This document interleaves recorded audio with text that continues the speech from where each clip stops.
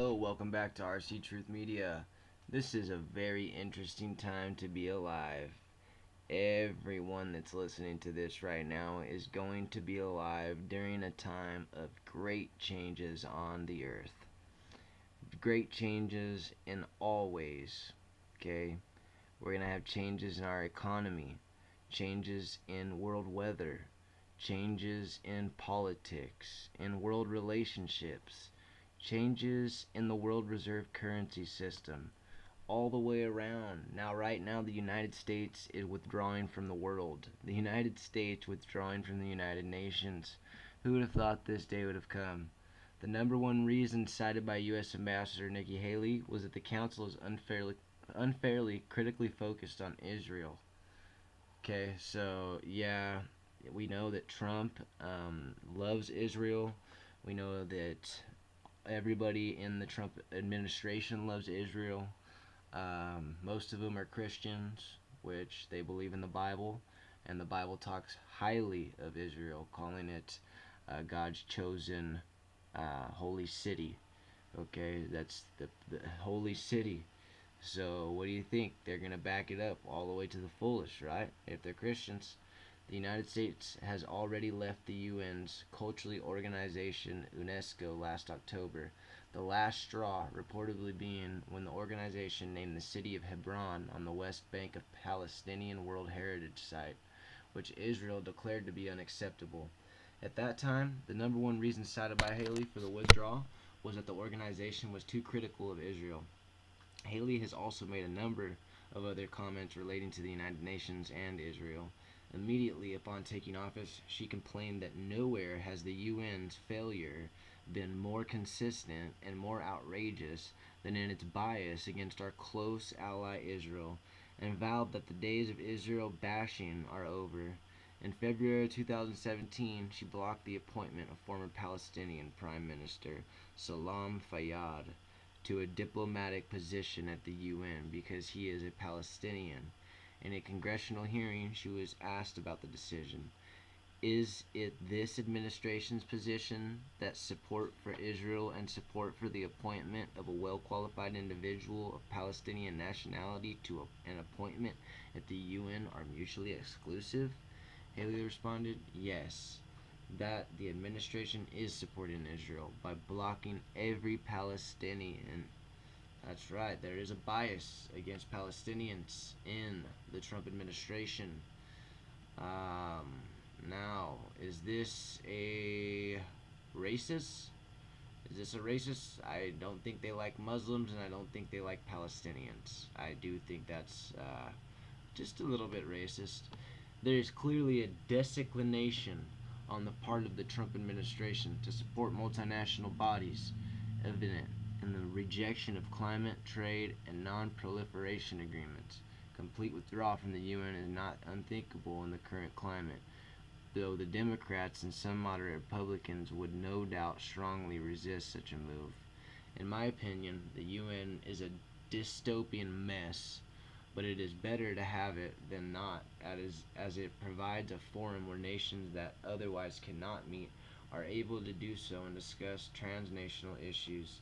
And it should be conceded that the UN's inability to actually function is largely both structural and bureaucratic due to the veto power given to the Security Council's 5 permanent members, a function that Nikki Haley has repeatedly used to stop resolutions that might be offensive to the United States or Israel.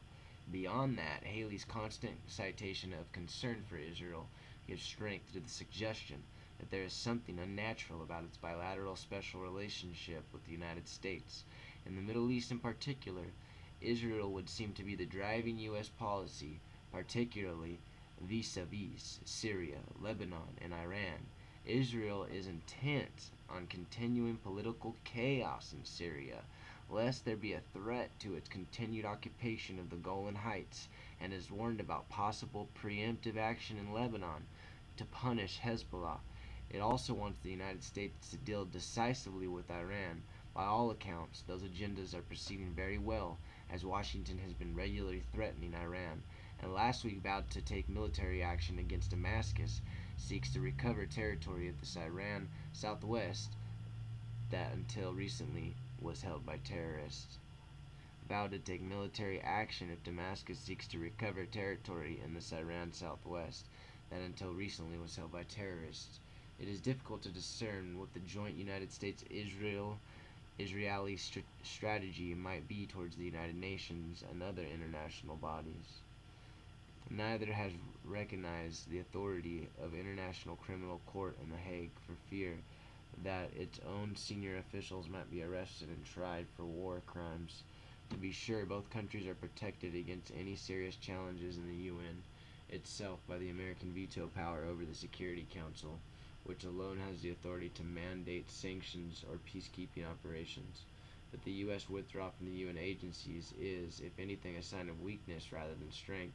If Washington were indeed confident in its own brand of international leadership, it would welcome the opportunity to sit on panels and help shape the views of other countries with which it has a politically neutral or adversarial relationships.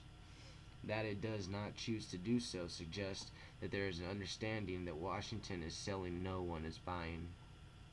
What Washington is selling, no one is buying. The complete isolation of the United States at the United Nations and also elsewhere, to include G7, was exhibited recently during June 1st votes at the UN Security Council.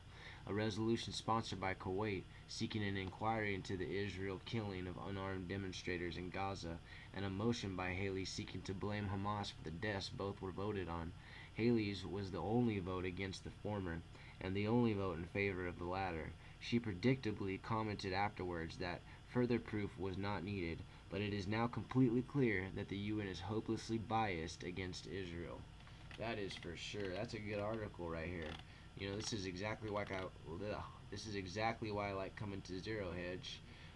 They do a great job at telling the truth, and we can see, you know, there is an agenda in the Middle East. The United States, look it up. It's General Wesley Clark said he's going to take out 7 countries in the Middle East, and they've been doing it, you know. And here they are with Syria and Iran, with the last 2 right now. They want regime change, you know. Please like and subscribe. I do need more subscribers. I have a lot of great material that comes out. Thanks a lot for coming and checking out the channel. You have a great day.